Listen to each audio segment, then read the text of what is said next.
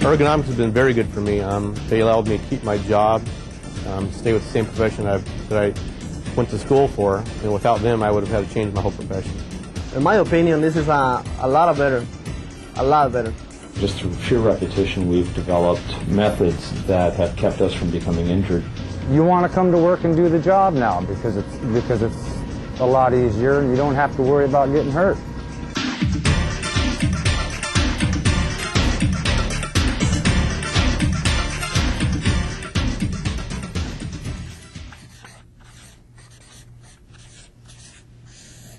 Ergonomics.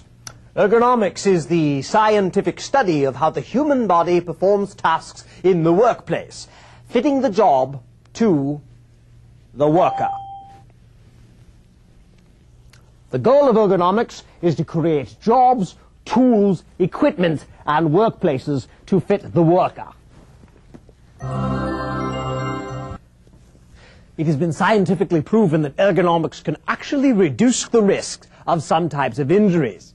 These injuries are called work-related musculoskeletal disorders, or WMSDs. There are many things that everyone does on the job and at home that could contribute to WMSD if they are done for long enough periods of time. Risk factors include working in awkward postures, using high hand force, performing repetitive motions, using your hand or knee to make repeated impacts, heavy, frequent or awkward lifting, and exposure to moderate to high levels of vibration. Just because your job has risk factors doesn't mean that you're going to have a WMSD though. In fact, a little bit of exposure to some risk factors can actually be good for you.